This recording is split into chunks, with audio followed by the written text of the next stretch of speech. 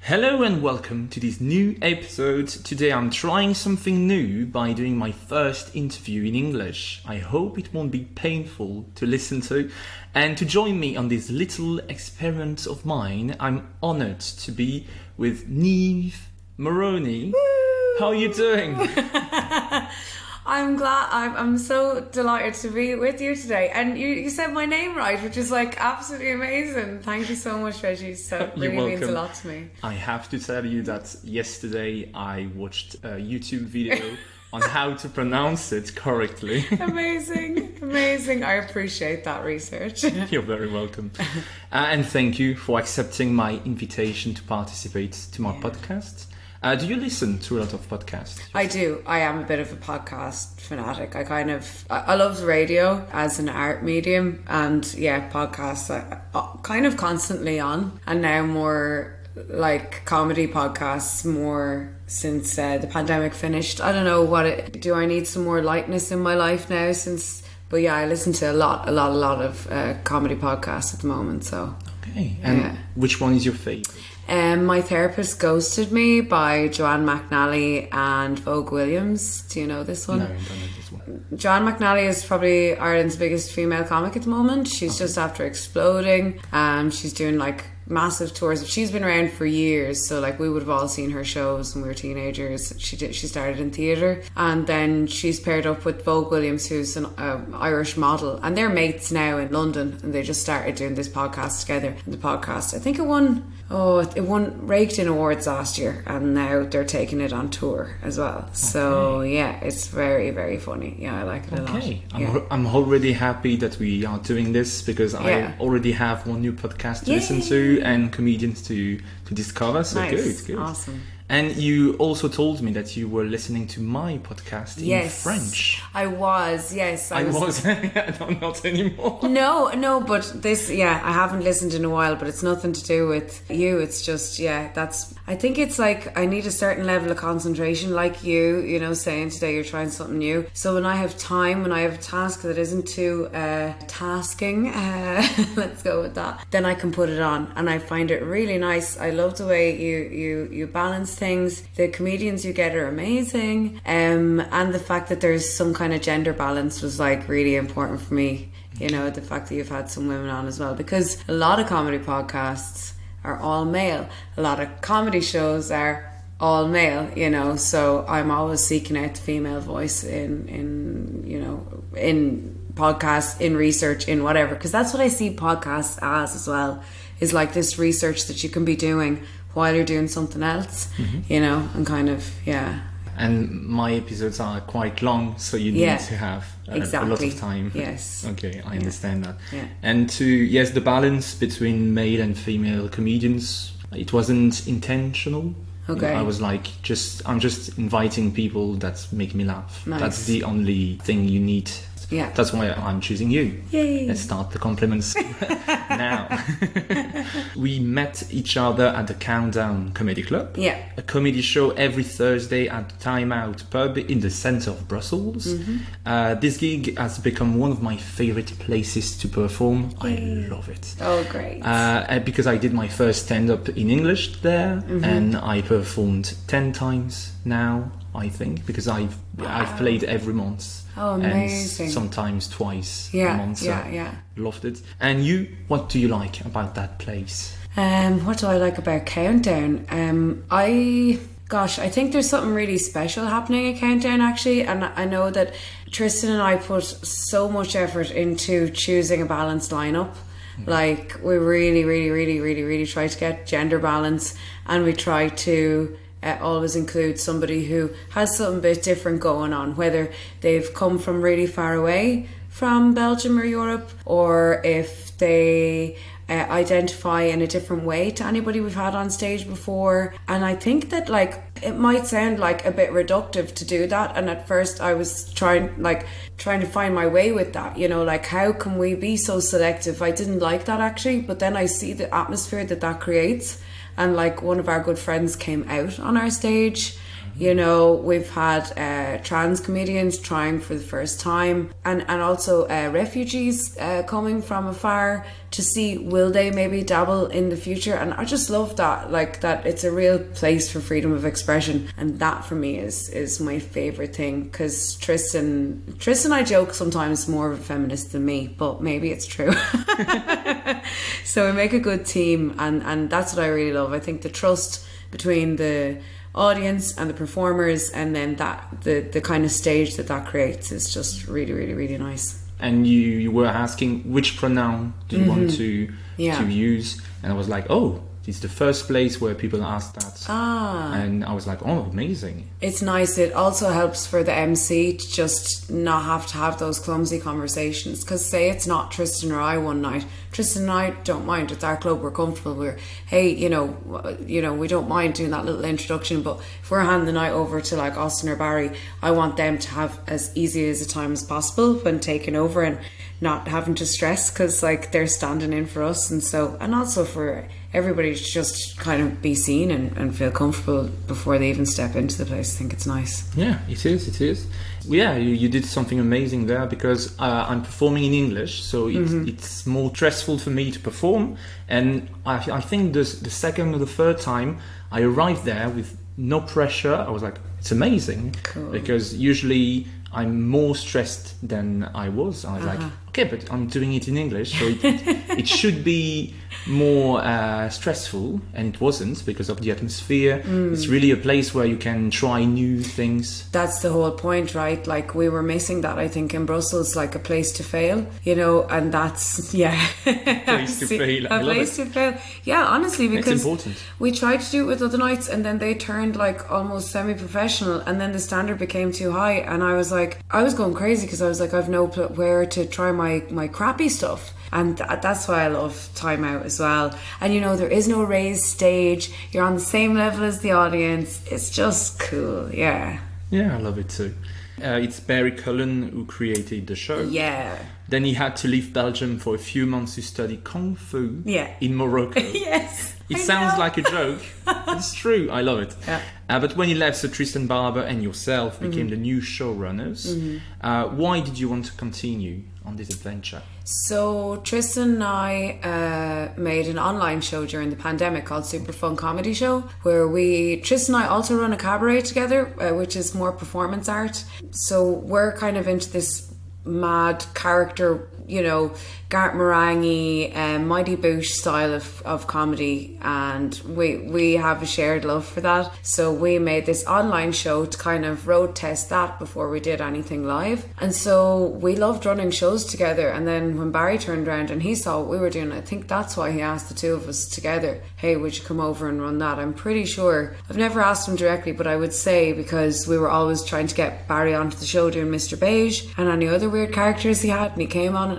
the online show and he did that for us a couple of times, so it just made sense. And Tristan and I, we didn't even talk about it. Like the night before I rang him, I was like, hey, what are you thinking about Barry's proposal? He was like, well, like, I guess we're going to say yeah. And I was like, yeah, cool. So yeah. Good. Yeah. So you did shows online. Yeah. How did it go? It went great, but like, wow, what a test for the ego. Yeah. But to be honest, when there was nothing else to do, we were getting sometimes 80 people at our online shows, you know. Yeah. We had consistently an audience of about 30, and then in the good moments we would have 80. And we were able to get some really amazing comedians. Like, we got Jackie Cation. We had a few Comedy Store regulars. Oh. Yeah, like, it kind of gave us a platform to reach out to people who we wanted to work with. Rachel Mack, who she performed on our show. Like, just insane things, you know. We were like, let's ask them, oh, what can they say? No. And so they would come and test their new material, and so it was really cool. Okay. Because I didn't dare to do it online. I think it was too much for my ego. Yeah. I wasn't ready for that. But I started the podcast at that time. Nice. Because it was a good way to reach people, because they were at home. So it was a good time to reach an important comedian who was like at home, who wanted to talk perfect So let's try. And I sent it a message, and he replied to me the same day. I was like, oh fuck, now I have to do the interview. Like today, I was like, I will ask her. Okay, she wants to. Okay, now I have to create a podcast in English, and I'm asking you, are you available on Saturday? Yes, you are. Okay, now I have to do it. Okay. Yeah, that's what I need to do, to have deadlines. And when you do, same thing for stand-up. Yes. When you have deadlines, there is no way to cancel. Oh, you can cancel, but it's not a good habit to take. No. But that's also the nice thing about the weekly show, right? Because, it's like, oh God, I have to, every week. And then if people are seeing you every week, you have to churn out new material. A week 3, people are going to be like, oh, that was boring. You're like, no. Yeah, true. Yeah. And you have been MCing too? Yeah. Do you like that? Yeah, MC was kind of my way into stand-up in a way. Okay. Because I didn't have the confidence to do stand-up. Okay. But I MC'd, and also I was working a lot when we started doing stand-up here in Brussels, so it was kind of my way of keeping a foot in and taking some responsibility for the shows without having to go and write a load of material, Okay. So yeah.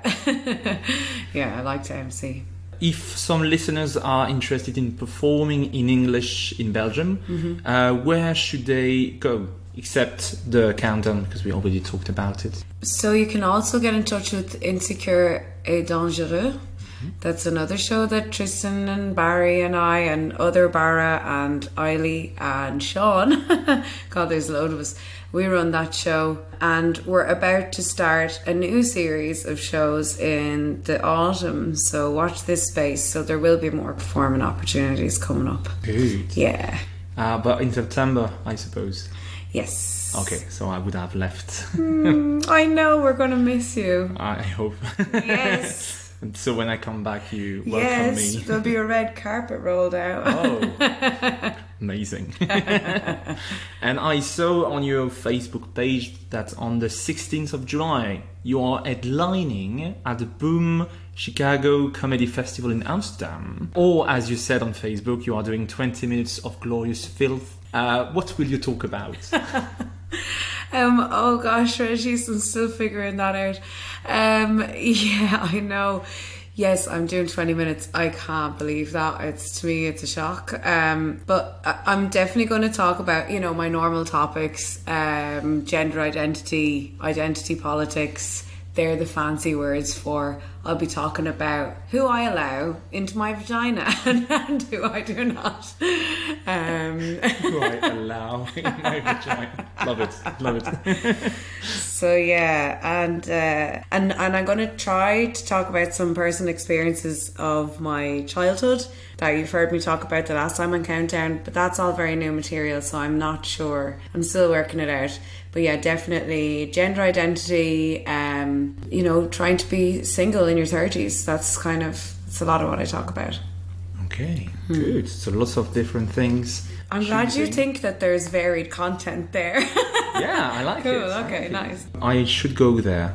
I'll send you the video. Oh yeah, I would like it. Yeah, really. Yeah. So you have done stand-up comedy in Belgium, in Luxembourg, in the Netherlands, in Ireland too? Yeah. Good. Am I forgetting other places? I don't think so. I think that's it. Oh yeah, Maastricht is in the Netherlands. I always think that's Germany because it's just that tucked in place. No, yeah, I think that's it. Yeah, I guess it doesn't really count, but we put on our own little stand-up comedy show when I was in Jamaica in January. Okay. And myself and some other, we did it in the hostel. It was just silly fun. Yeah, it was really nice. Yeah. Okay. But that was just for friends.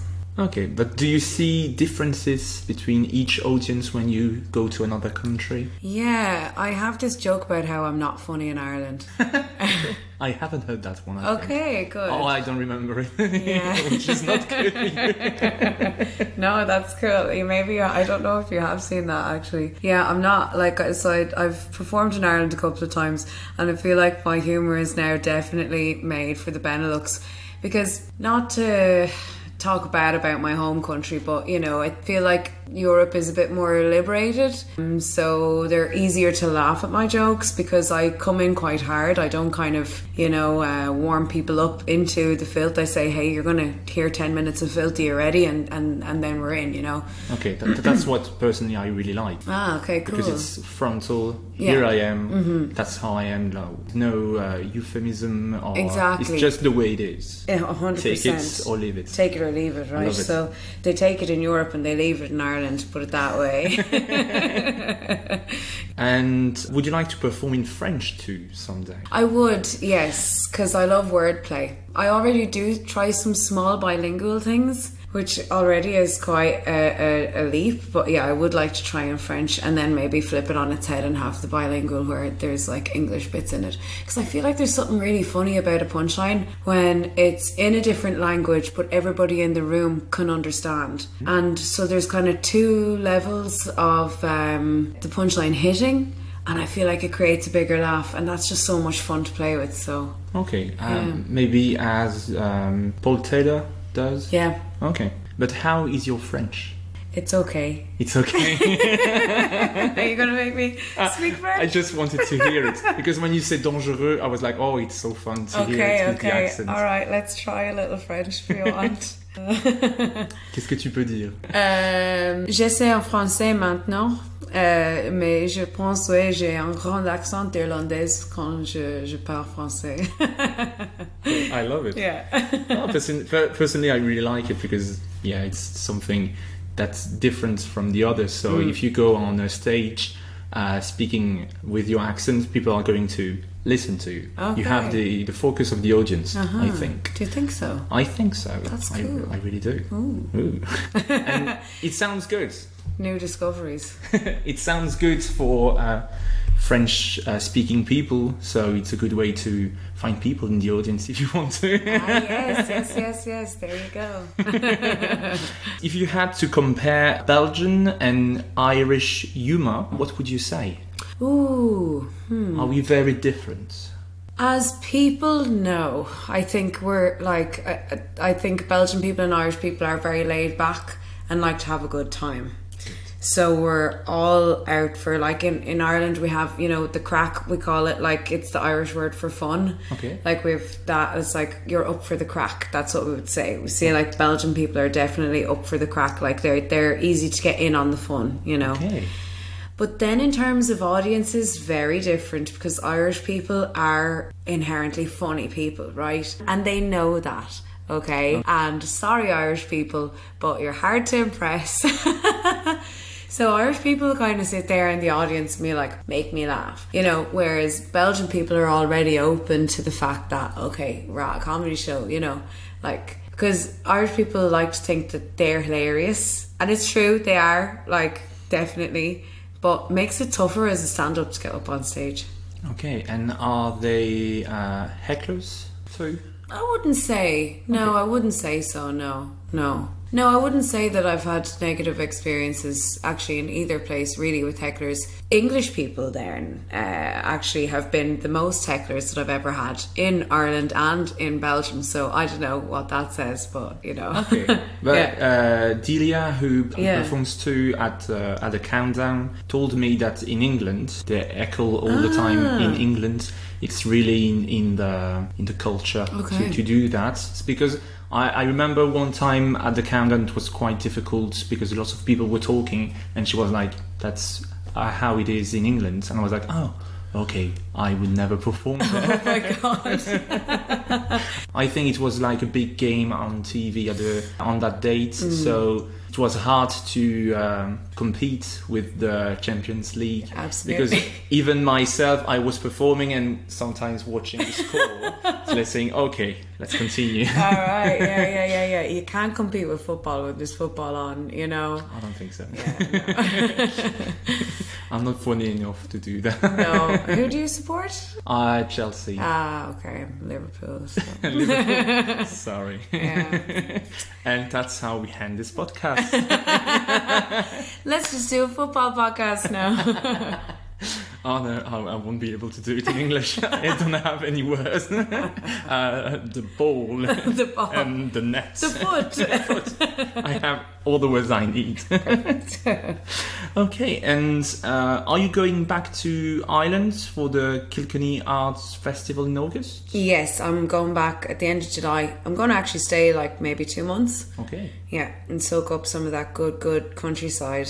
But yeah, because you know my other job, comedy isn't my job, but like I'm a producer. Yeah. So I'm bringing a show from Belgium, and then I'm working on 2 other festivals. Okay. So my friends are running a small little traditional Irish music festival, and I'm really excited to work on that. And then one of my other jobs is I produce circus, and the circus company is also producing tiny little circus festivals. So it's going to be pretty hectic. And then I'm hoping to just like sleep in a field for the month of September and just chill out. Okay. Yeah. And when you say you are a producer, what do you really do? Sorry if I don't really know. No, it's cool. It's very funny that you ask, because my friends were over last week, and every day when I was going off to work, they were like confused. You know, they were like, "Cool, okay, bye," and I was like, "See ya." Have a good producing day. Yeah, have a good production. It's like, oh no, it's not production day, and they're just like even more confused.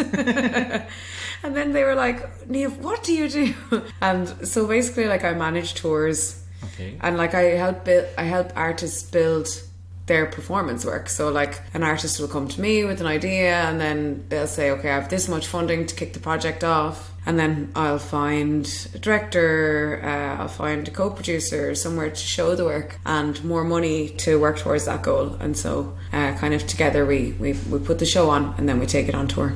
Okay, Yeah. great. And do you like it? I love it. I love my work. Yeah.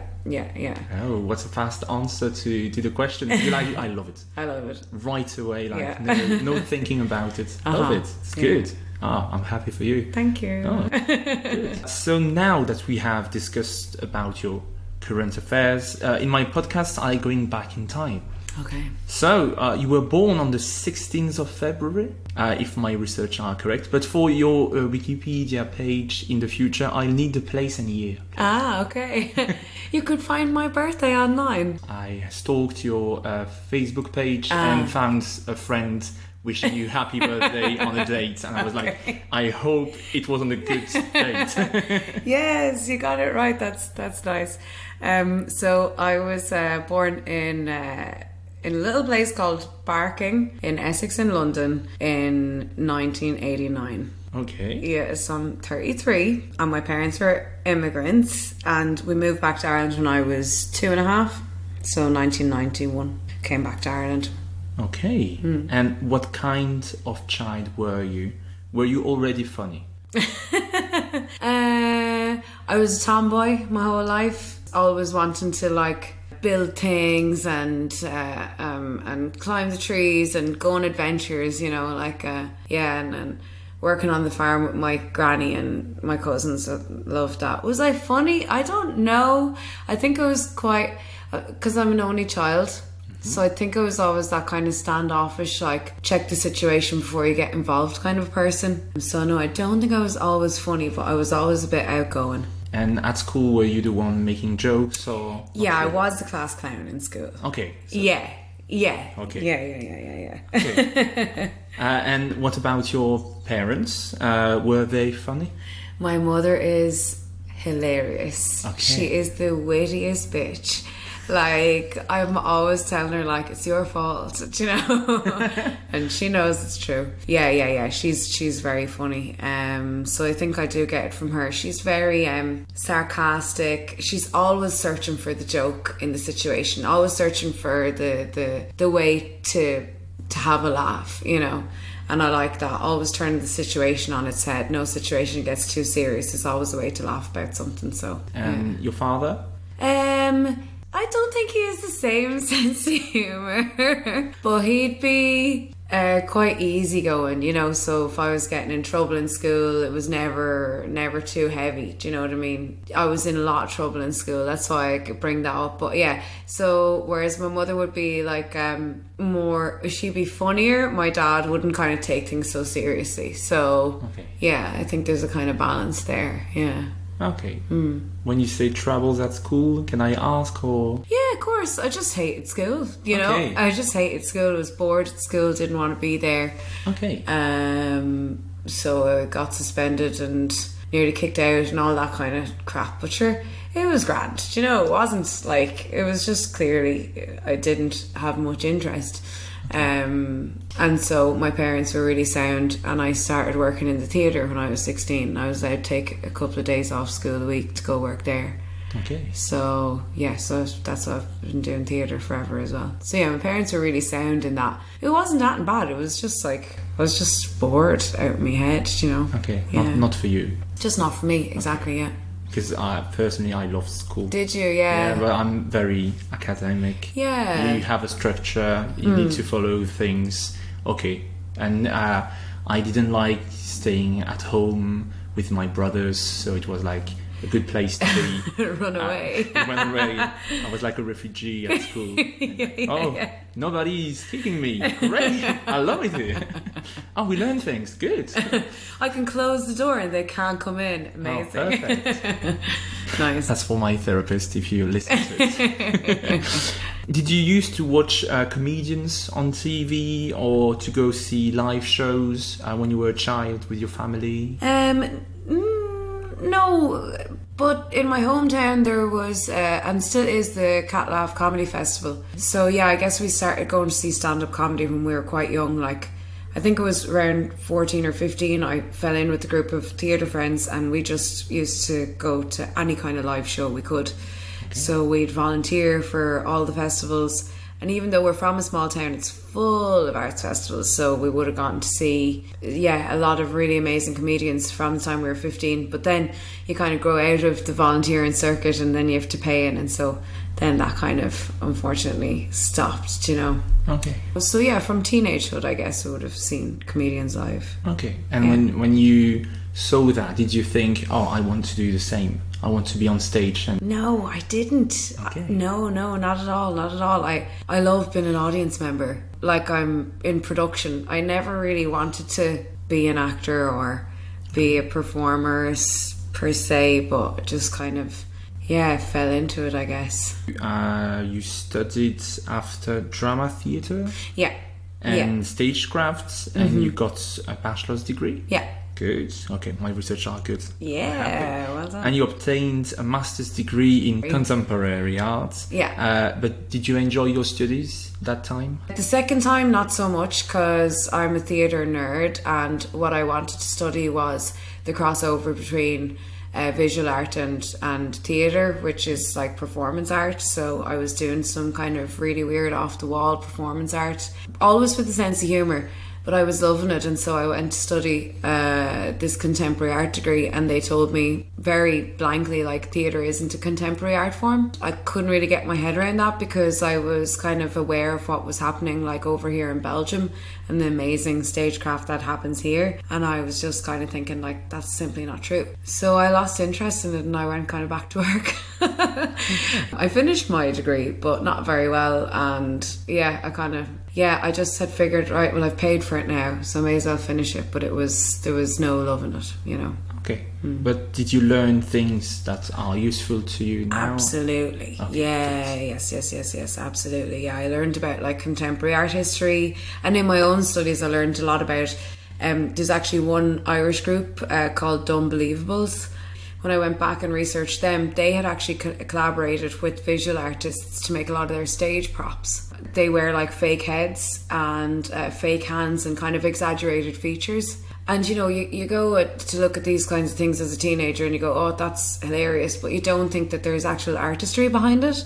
And I know that's kind of ignorant, but then when I went back and I researched that, I found that they had actually done, like, really in-depth research into how to relate these kind of things to the audience, and they had worked with artists from the college that I had studied in. So for me, it was very funny to discover that, like, so I definitely learned a lot, yeah, for sure. And in 2007, you founded a theatre company called Devious Theatre. Actually, it's 2006. 2006. I mixed that up because it's so long ago. No, I've written it online in a few of my bios in like, because someone said to me there in May, like, oh, it's our 16th birthday, and I was like, oh yeah, oops, 2006, not. Okay. Yeah. Sorry. No, it's my bad actually. So yeah, sorry. But where does this idea come from to create your theatre company? So we were still in school and we weren't allowed to continue with the youth theatre because we were all going to be 18 in the next year. So we started a new theatre company where we could continue to work together, me and my friends. So yeah. And what do you like about theatre in general? Oh gosh, wow. What makes you love it more than other forms of art? I love liveness. I love things that are live because they happen and then they're gone and that's it, you know. Okay. And so I love that about theatre because there's something special about, like, you know, Monday's performance will be different to Tuesday's performance because it's all about the relationship between everybody in the room. Okay. And that is just so special, I feel, because it's gone afterwards and it never exists again, and I love that. Okay. Yeah. Great. You don't have the image, but when she says that, she has like fire in the eyes. Like, oh, it's amazing. I love it. Do you prefer theatre or stand-up? Oh, this is the question of my life at the moment because, yeah, it's like, because what would I choose if I had to choose one? I'm hoping to just keep a nice balance. I love the two so much. I don't think I could choose. But you don't have to choose. Okay. Except for my question. Except for your question. Like right now, theatre, just the type of theatre that I'm seeing and I'm surrounded by is involving comedy, and I'm more excited by the theatre that I've seen lately than the comedy that I've seen lately. But I'm sure that will change because I think everything goes in ebbs and flows, and so maybe this summer I'm going to see a load of amazing comedians and they're going to be like, oh, this is amazing, you know, and yeah. After that, I think you also started doing voices, yeah, or live action films and animation films. Yeah. How did you start doing that, and why do you like it? Well, I started doing that because our theatre company was actually in the same building as Cartoon Saloon, okay, and they're now like world famous, constantly like Oscar nominated, and you know, so we were downstairs and they were upstairs. So when they needed someone to go do a voice, they'd come down the stairs and they'd say, hey guys, do you want to come up and give us a hand? And so then ended up doing it that way and did a couple of things for them. And then word travels, I think, then, you know, oh look, she's doing that and she's over there now, and so ended up doing it over here a bit as well. But yeah, it was all through Cartoon Saloon, who were basically our neighbours at home. Yeah. Okay. And why do you like that? I think it's so cool I love animation, and it's so cool to watch an image and try to emulate a voice for it. Mm-hmm. I don't know, there's something really fun about that. Stepping outside yourself and not having to, like, I can play a 6-year-old or I can play a 90-year-old. You know, that's nice. Yeah, you can be whoever you want. Yeah, and for me, animation is closer to theatre than live action film because it's more in the imagination. Okay. I don't know. So yeah, that's why I like that as well. Okay, and would you like to do more of it? I would, yeah, but oh god, everything takes time, you know, and I tried to get voice reels done and then pandemic happened, and then, you know, you just end up continuing doing what you know, isn't it? And so it's kind of would take a career turn then, wouldn't it, I guess? Okay. Yeah, you have to choose between many things. Yeah, right. In 2014, you toured with a show called Year One. Year One. Mm-hmm. What was it about? Cool. So Year One was an hour-long comedy show that was character comedy. So it was literally just about a girl getting ready to go out on a night out and kind of all the different stages. So it was also playing with this visual art kind of thing where it's like physical transformation from one person to another. I really like that kind of change, like when someone's on stage consistently in front of you and kind of changes from one side of themselves to the other. So I was like, okay, did another piece about that, and I wanted then to do something with humour. So that was Year One, and yeah, it was kind of clown comedy, character comedy, and yeah, that toured for quite a while. Okay, and so you were alone Yeah. on stage? So like stand-up comedy? Like stand-up comedy, but totally different because you're doing a character, you know? Yeah.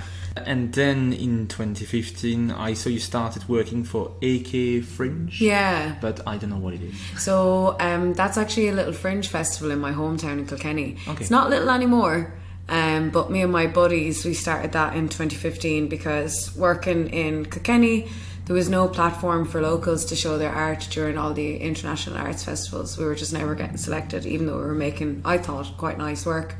So me and my friends teamed together. We ended up like just naturally kind of like, one was in music, one was in visual art, and I was in theatre, and so we came together and we started the AKA. And it's still going strong, and they've got government funding now and everything like that, and so Good. this is the first year I'm not working on it since then. So yeah, it's yeah. When I was doing my research, I was like, okay, I don't know that person. I just know one facet. I don't know how to say that in English. Fraction, or yeah, I know what you mean. Yeah, facet. I think it is, isn't it? Tell us, you, audience. like what? the stand-up bit. Yeah. Okay. In 2016, you wrote a comedy play called Pulled. Yeah. A collaboration between Central Arts and Devious Theatre. You performed the play with another actress called Andrea Bolger. Can you tell us more about this play? So Pulled was actually the commissioned sequel to Year One. So it used the same character, Amanda. Basically, like I was lonely on tour. So when the opportunity came to get paid to write a new show, I was like, right, I have to like bring someone with me.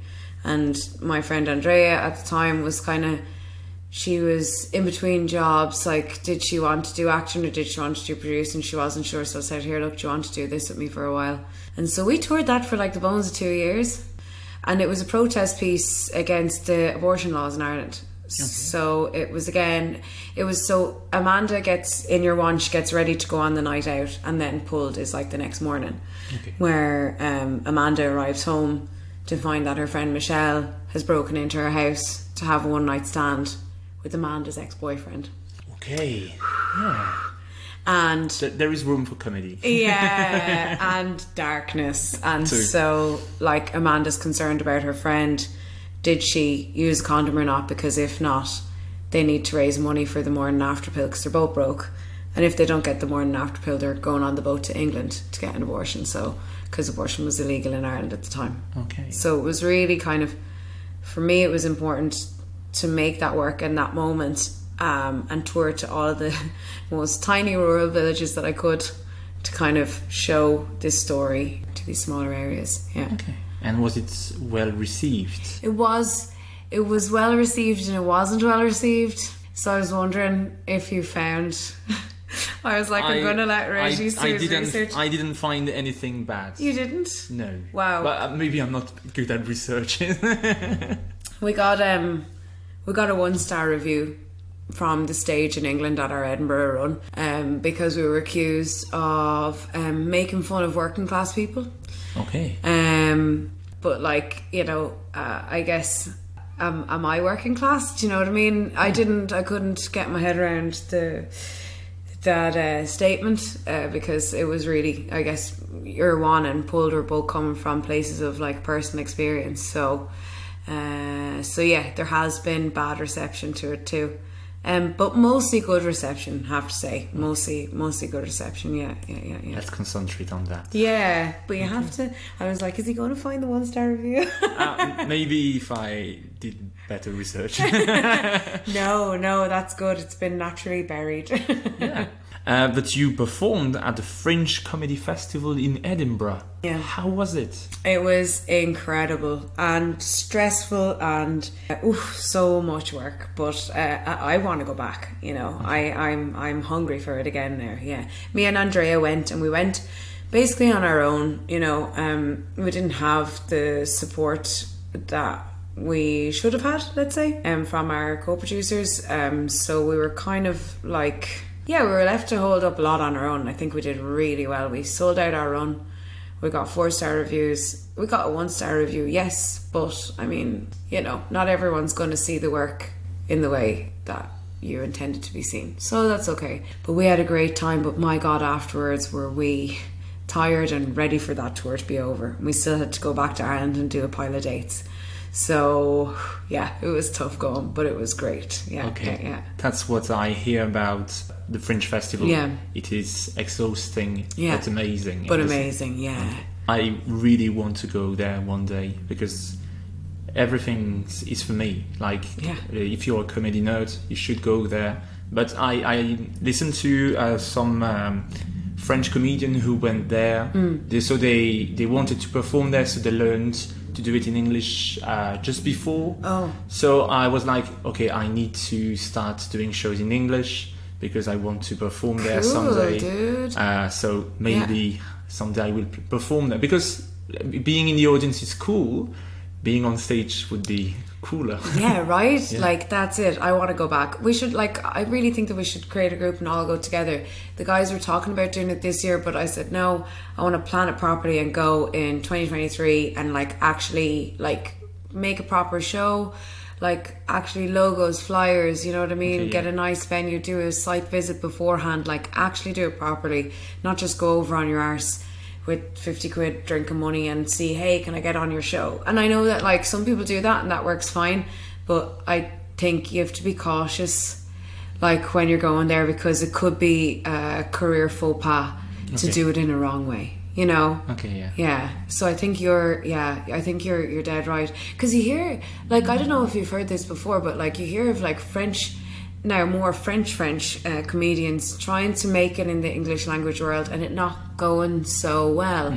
But I think there is, when you're hilarious in French, it's definitely like, it's not the same as being hilarious in English. And so I think there's this kind of presumed thing, and I think you're absolutely doing it the right way. Like, you've been doing it in English now however long, and you're still like, no, let's wait and see. Yeah, I need to get better in French too, in English. But it's one of my goals in life to go there. Yeah. Because when I watch videos of it, I'm like, oh, it's amazing. And just like the nights out, like, I think we went out every night for a month. Okay. You know what I mean? And it was just, you're just meeting just the loveliest people who all have the same interests as you. Like, that was the cool thing. I was just like, oh, this is just a city full of people who are into the same things as me, you know, and that was really, really cool. That's what I really like about, for example, the Countdown, because you are with people having the same issues. Then you have, like, thinking, how can I make this funnier than it is? Yeah. And we can talk about it for hours if we could. Yeah, I love that. Same here. Okay, and after that you started working for Inferno? Yeah. As a manager? Yeah. What did you do there? So that's the circus company that I manage. Okay. So yeah, I'm still there. They're stuck with me now. I just manage, like, there's 3 fire performers and 1 magician. Okay. Yeah. And now we're called Rogu, so we, like, rebranded. Okay. And it's 2 guys, Ronan McLaughlin, who's, like, just an absolute incredible fire and flow artist, and then Guillaume Cousson, who is the magician and also an incredible fire performer. So I book and manage their tours. That's what I do for them, and develop projects with them as well. We do a lot of community work in Ireland, and I love that. Okay. So yeah. How did you end up in Belgium? Okay, so there is rubbing your hands together. Okay, there is a story. Let's go. Yeah, well, I started visiting here in, like, it must have been 2015, 16 with my ex, who is a animation film director. Okay. There you go. So then we were thinking, okay, we need to get out of Ireland. There's just no money in the arts in Ireland, and we were both getting frustrated in our jobs. I was finishing up the commission for Pulled, and I knew, okay, after that, like, I'm going to find it very difficult to find another paid writing job or any kind of paid job in the arts, to be honest. So unless I go back doing youth work, which was also at that time very difficult to find paid work in, what am I going to do? So I was visiting Belgium, and I just saw the art scene here, and I was like, oh my god, that place is like incredible. And like, even though I don't speak French, could definitely learn it and find work. And then we were like, oh, let's go to Poland and just be poor artists. And then we're like, oh, let's go to the south of France, just sit on the beach. And then we ended up here. So yeah, that's how, yeah. So he had studied here, and because I couldn't make up my mind, I said, look, you go on ahead of me now, and wherever you go, I'll end up, but like, maybe please pick Belgium. And so here I am. And how did you start doing stand-up comedy? Because I had all of these character comedy shows, and I had more characters, and every time I was doing a character, I felt like I was driving a van, or I was having to drive a tour car around and bring all these props and costumes. And then I thought, okay, stand-up is a way to shed all of the bulk and still make people laugh. And so, yeah, that was kind of my logic. And I did one show while I was here, just a few months. I convinced a guy to give me 5 minutes. Did terrible. It was in the Black Sheep. Oh, and I MC'd, and I got the comedians' names wrong, and I flopped. So you were MCing for the first time you were on stage for doing stand-up comedy? Yeah, and It's a very bad idea. yeah, right? Yeah, it is. So I was MC, and then he said you can do 5 minutes. And so I was like, okay, so 10 minutes overall, which is far too much time for someone's first time as well. Yeah. And then having to remember the comedians' names. And these guys were like big news, you know, they were just off sellout shows in Edinburgh, solo shows. And so like, I should have really been trying to impress them. But like, I didn't know, you know, and I was just trying, and fell on the arse with it, of course. But then I bumped into someone on the street who was very kind, and they said, hey, we saw you at the comedy there a couple of weeks ago. And I was like, oh Jesus. And they were like, no, you were really good, keep trying. And I was like, okay, there's something like there. So then that's when I think Barry put a post up on Irish in Brussels and said, anyone want to start a comedy show? And I was like, well, I have production experience, so I can definitely produce it, and then maybe I can MC, and then maybe I can. And so that was kind of, yeah, how I ended up. And the first time you went on stage, what did you talk about? I tried to make jokes about, it was... I like how you say, I tried to make... Yeah, I love it. Words are very important. Yes. So the topic was how people greet each other in the morning in Belgium, because I was working on an art residency, and the whole thing was in French, and I didn't speak French, so I would go in the morning, and people would ask me like, did you have a good sleep? And I thought, this is so weird and abstract, but that's Belgian people, that's the thing that they do. But in Ireland, it's completely normal. Yeah, I had never heard this before, you know. Okay. And so for me this was hilarious, but sure, of course for the audience they were like, yeah, that's what we do. And you know. So then I had this whole bit about asking about my traumatic nightmares and how I was dreaming about my mother-in-law coming to visit me in my sleep. Okay. And didn't land, you know. It sounds actually like a nice topic now, like, you know, traumatizing Belgians with my nightmares in the morning, but I just didn't. I was just shit at writing punchlines. Yeah, maybe it's too hard for a first time. Yeah, exactly. Most people make comments about their name or their brothers, sisters, something very, very. You see that everybody knows. Very easy topic. Yeah. But you decided, okay, I am seeing. I'm talking about my traumas. Let's do it. Let's go. Let's just fall in every way you can. Yeah, and I remember at the end of the night, the guy who was running the show, he said, I think actually this bar is looking for bar staff. Maybe you should apply. And I was like, okay. I love how every comments that you have after bombing is super weird. Like, you can't take everything the proper way. Like, it's a job opportunity, but after that it's like, okay, what does it mean? Okay, it means you suck and you should be pouring beers. Okay.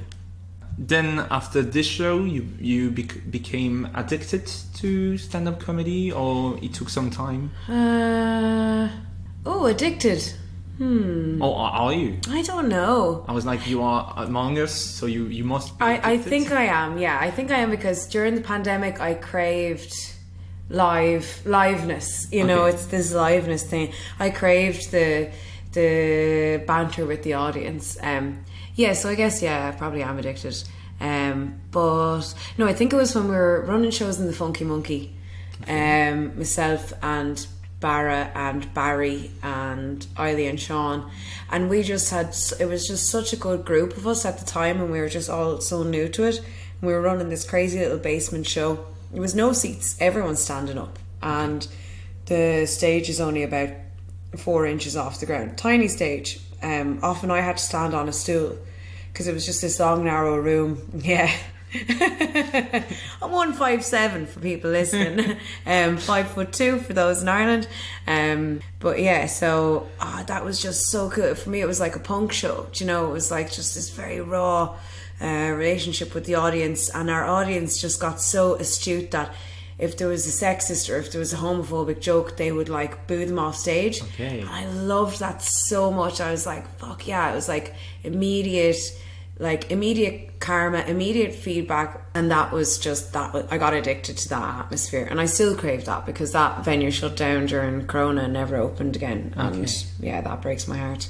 But I see how you can be pleased that the people react if there is something racist or homophobic. They react in the correct way, by booing it. But same thing at the countdown. The audience will be like, what the fuck are you saying? Yeah, exactly. It's not funny. Yeah, I do think that there's an element of the Funky Monkey in Countdown. I think that there's some of the audience followed us there, and definitely has got something the same. Yeah, it's very cool. Yeah. Good. And how do you create and write your stand-up material? I always try to draw from personal experience. It's normally in conversation, you know, that someone goes, oh, that's interesting. And it's something about yourself that you don't think is interesting. And then you go, maybe I'm going to make a note of that. And then try to just create lists of things. And then when I have time, sit down and try to elaborate on the lists. One thing I do find fun lately is to just rant into my phone. I find rants actually very good for finding new topics, finding new links, jokes. Yeah, ranting is, I think, actually very, very good. But like, to say that I have a method, I don't. I would say that like lists and then a joint and a glass of whiskey for me. I know, I shouldn't say that. I know I shouldn't admit that that is my method. But there you go. Because I feel like to loosen up, to be less self-reflective, and I don't know, is it a placebo that I find a spliff and a glass of whiskey? More than that, I can't. Like, so I make those last me my 2 hours writing, you know. Maybe it's a placebo, maybe it's not, but I have a lot of other friends who are writers in different areas, and they find a joint definitely helps. But like, I'm the kind of annoying person that I'll be always writing notes in my phone. Like mid-conversation, I'll be writing notes on my phone, and I know that's so annoying for like friends when you're like hanging out, when you're just there like saving a little voice note. But yeah, so it's kind of... So you said you weren't addicted, but you stopped the conversation to take notes. Sorry, you are addicted. Totally. Imagine someone was like stopping the conversation to take a line of coke, and you're like, that guy's got a problem. But yeah, when it's just an innocent little note, no, that's not addiction at all. Yeah, shit, totally am addicted. I think you record your performance when you go on stage. Then do you watch it? I watch it. You watch it? Watch it again and again and again. Yeah. Okay. Yeah. So far, I haven't been able to do that. Yeah, because I was recording you the other night and you're like, I don't like it. And I was like, oh, Regis, but it's your last show here. Like, even I'd like to record it, you know? Yeah, you send it to me, and You haven't watched it? I haven't watched it yet. Okay, but it's saved. It's saved. Don't delete it, because... I know it's important to but you have to to get used to it. I didn't watch myself till like I don't even know, is it like November? And Austin told me, he was like, oh, like, you what do you mean you don't record your sets? And I was like, I don't record my sets because I hate watching myself. And he was like, but Niamh, like, you know, how are you going to really improve your jokes with the physicality and the voice matching, like, you know? And I was like, and it took a bit of training to get in the habit of watching myself, and now it's like the first thing I do when I go home. Okay. Watch it straight away, take notes, and then watch it again and again. Okay. And then it's a reference point for when you're reworking your set. But like that, it took me a while, so I'd say just dive in and try, but because it helps so much if you can get that gesture down with the delivery, like, you know. I know how important it is, but so far I've found excuses to do so. For example, one of my favorite excuses that I like to use is recording adds an element of stress for me. Yeah. Like, you need to put the microphone or the camera, and it's my favorite excuse so far. But I know it's not a good But then it's like, I'll do it for you. You're like, shit. Yeah, I'm sure I'll find people to do it for me. No problem. Yeah. So it's not a good excuse. Yeah, I need to find another, or do it. Or just, no, because I like that now. You go to Countdown, everyone films each other. It's super cool. All the lads have fancy tripods, and, like, you know, that's cool. I dig that. Yeah, but the first you asked me, I was like, no. The first thing that comes to my mind, no, don't do that. And then I was like, yeah, it's important, really. It's your last performance here. Okay. It's sentimental as well, even, you know. Yeah, so thank you for that. Yeah, of course. On stage you talk about being queer, about masturbation, sexuality. Are those topics always well received in Belgium? No, actually, you know, I had a very interesting one a few weeks ago, where I headlined at Au Bassin. Okay.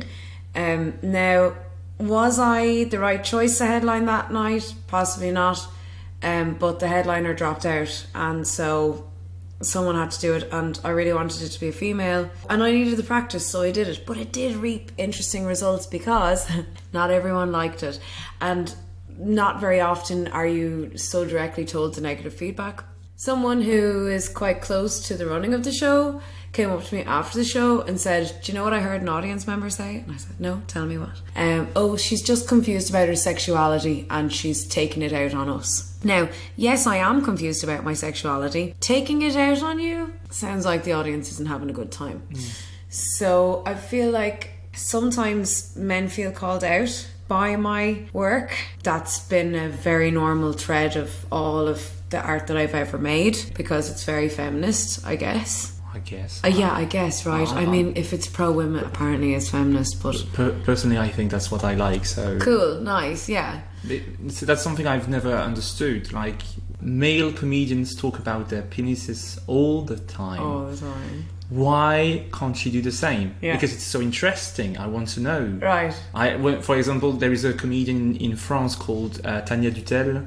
She speaks about her periods, about things like that, and I'm so interested because it's something you don't know. So that is interesting. Yeah. If you are confused about your sexuality, for me it's something I'm not used to. Yeah. Because I'm not confused. So like, oh, how do you think? That's what I like about stand-up comedy, seeing things in a different perspective, totally another way of thinking. Yeah. So that's really interesting for me. So that's personally what I like. For me too. For me, that's why I love it, and I think it's such a great mode of communication, right? Yeah.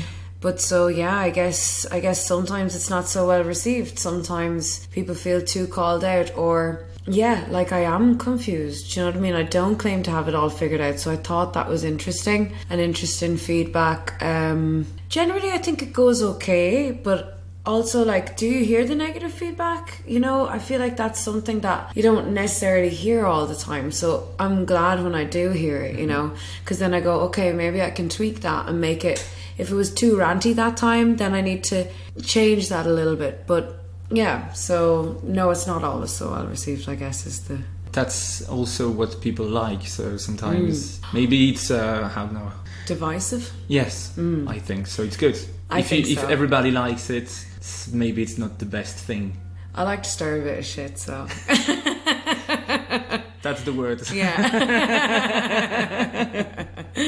Okay, and do you have goals in stand-up, like having your stand-up special on Netflix, performing at Edinburgh Festival or something like that? At the moment, yeah, I'd love to produce a show for Edinburgh next year. I'd love for comedy to create a bit of a sustainable income. But yeah, I would like to have... I don't know if I need to have an hour-long show, but I'd love to have a duo show. Okay. With another queer performer or a straight female. I'm not sure. But I do want to put together a show for Edinburgh next year.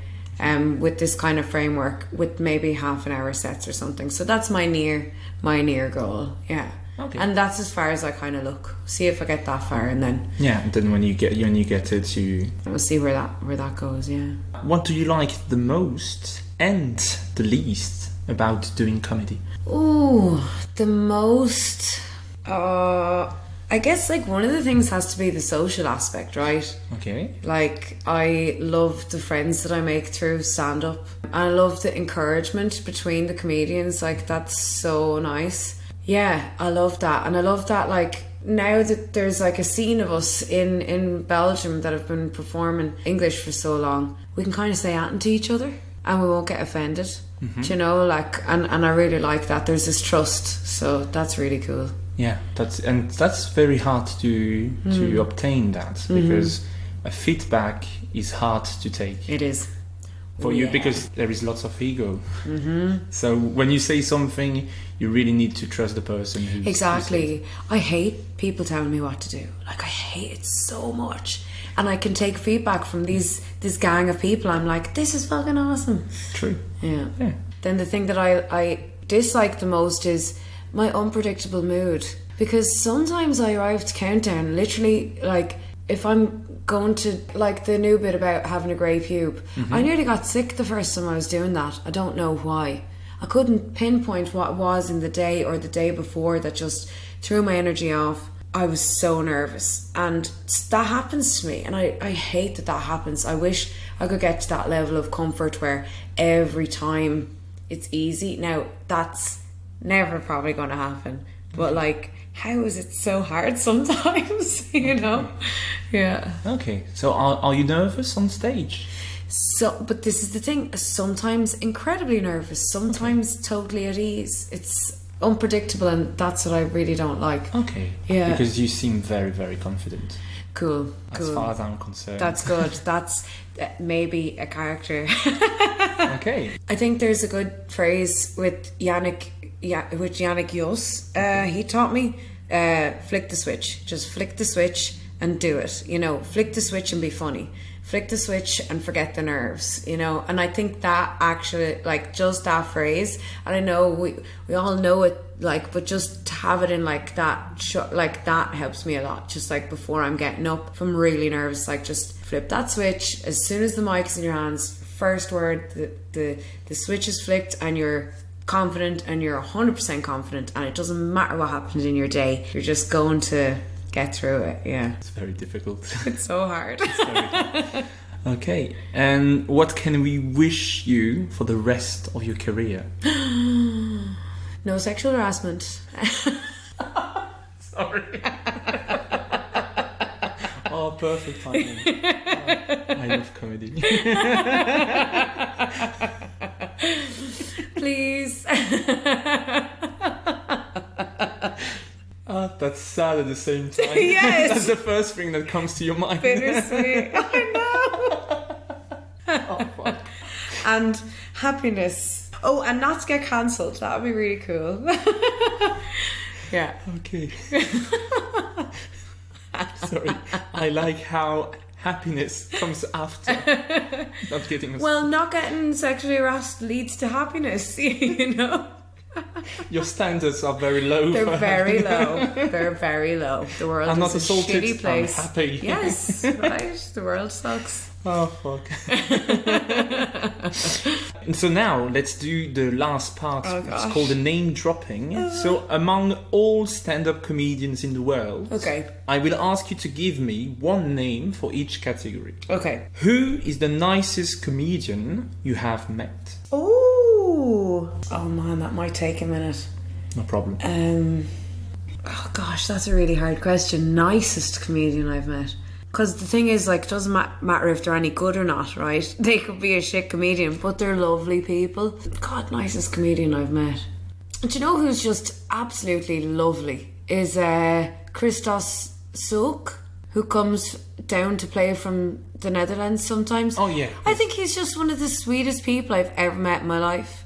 He's also hilarious, but he's just so sweet. And then Tommy Tiernan at Edinburgh was just so damn nice to us. Like, they just bumped into him on the street and forced him into taking pictures with us, and he was just a normal dude. Like, how's it going for you girls? Oh yeah, it's going good, cool, you know, and just keep the head about you way. And that was it, you know. So I was like, that was just a cool dude. Yeah. Okay. Which comedian inspires you the most, or has inspired you the most? I think at the moment it'd definitely be Joanne McNally, because she's an Irish bird like myself, and she's a bit of a piss head. She's very raw, and I really like that, because, you know, just the raw female voice isn't something that's very widespread, even though we think we live in an equal world, we really don't. Yeah.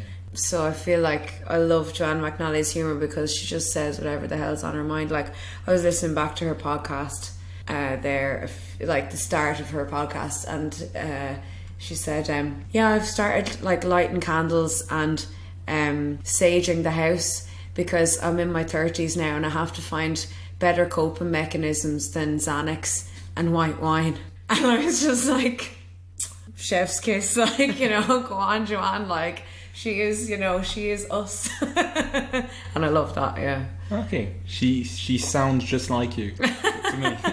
We should be besties. No, we'd probably blow things up if we got to know each other. But yeah. Which comedian is the best writer? I think Sam Morrill is an incredible writer. Like, yeah, I just think he's an incredible joke craftsman, whatever. And he can just come at a joke from so many different ways. Some of his jokes are very formulaic, and some of them are very loose and raw. So I think for the moment, Sam Morrill is my favourite joke writer. Which comedian is the best performer? Ooh, that's a tough one. Who do I love to just watch?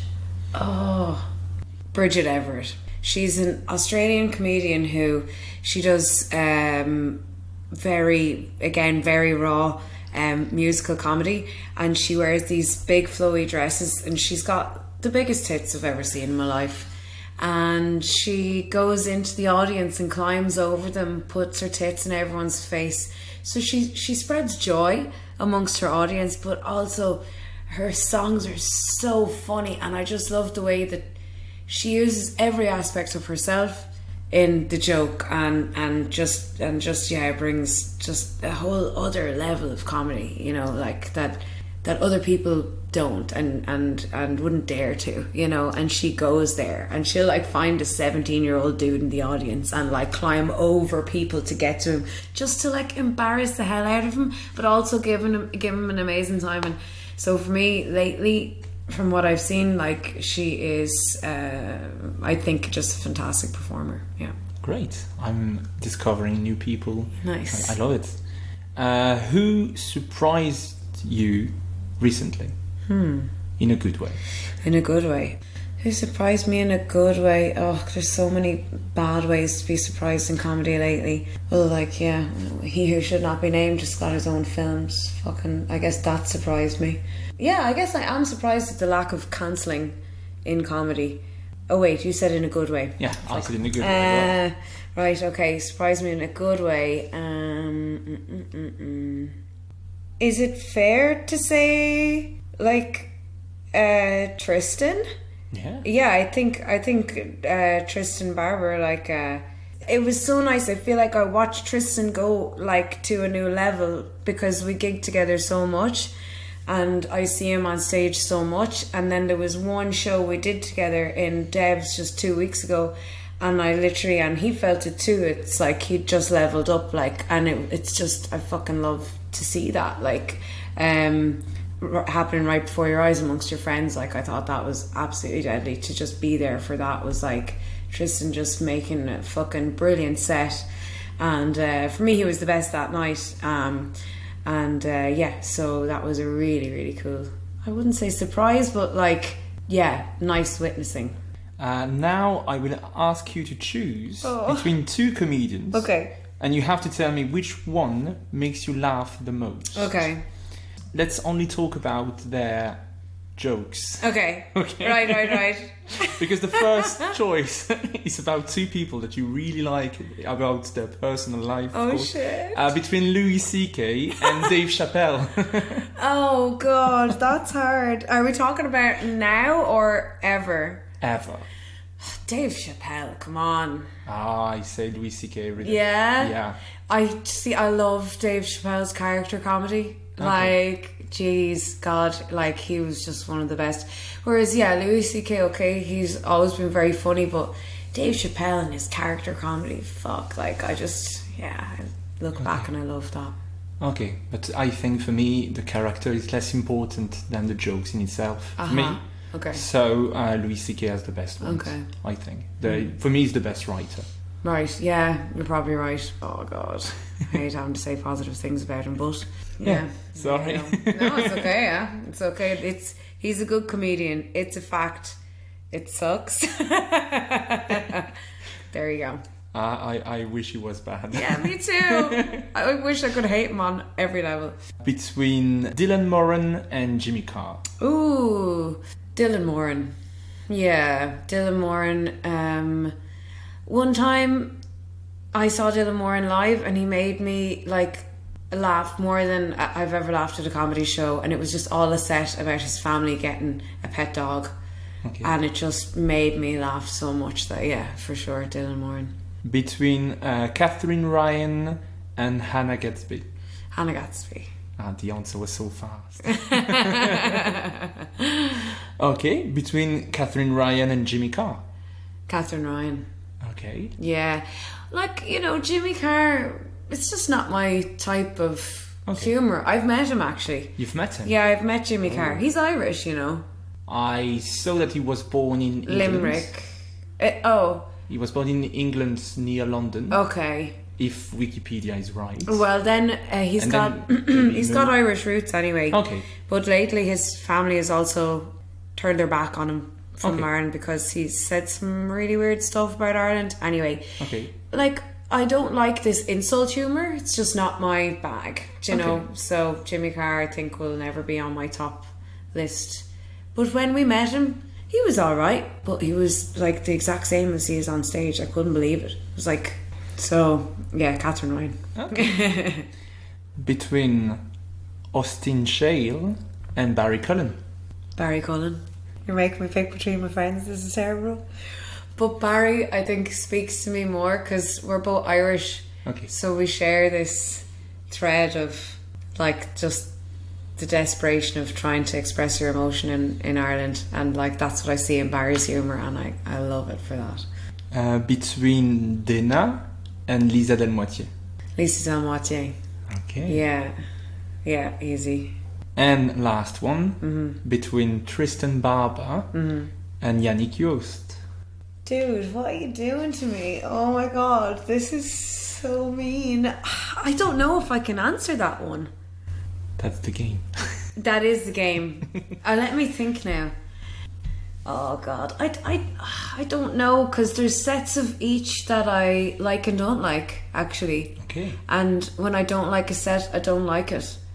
So there will be no redeeming factor for me about certain sets from certain people. Fuck, that's tough. Because Tristan and I have also done so much weird character stuff together. Like, we've written a show together. So I'm going to have to say Tristan. Okay. Yeah, I'm going to have to say Tristan overall because we write together. We have the same sense of humour. That is such a fucking hard question. Oh, I'm so happy. But what did you write together? We wrote a show called Love Letters to Satan, and it's a cabaret set in hell. Okay. Yeah, where I play the character Love and he plays the character Satan, and we're auditioning for new people to come down and help us run hell. Okay. Yeah. Nice. So we wrote that show together, and we're always kind of writing that. We started it before the pandemic. We hoped it would be every 2 months, and then the pandemic happened, and since then we've just we've been writing, but we haven't been producing. Okay. So we will produce another one, but we just don't know when. Okay. Yeah. So if you perform it, you have to send me another video. Yes. I would like to see that too. Yes, for sure. Yeah, Okay. yeah. And last question, Okay. the usual question for each podcast. Who would you like to hear in the next episodes? Ooh, who would I like to hear in the next episode? Oh my gosh. So, Paul Taylor, right? Because of the bilingual thing. That I already made a podcast with him. Okay, right. So You can listen to it if you want. I will. I'd love to hear someone like Rachel Mack is also one of my very favourites, and she's just amazing to listen to. So I'd love you to interview Rachel Mack, and she's amazing. Okay. Yeah, she's so funny. So should I keep doing podcast in English? Or should I stop right now? I think you should keep doing it in English. That was amazing. Thank you. Yeah, it was so good. Yeah. Yo. There was you had no reason to be nervous. Oh, I'm always nervous. Yeah. Okay, so Cool. thank you very much for Thank you answering so all my much. questions. Yeah. For taking the time, inviting me here. Yes. To my friend's house. To your friend's house. Thank you very much. You're very And welcome. thank you for everyone who listened to it. Tell us in the comments if it was interesting. And come see Niamh on show, because I wanted to repeat her name to practice. Nice. Thank you. Okay, good. Thanks, Reggie. Oh, you're Super welcome. cool.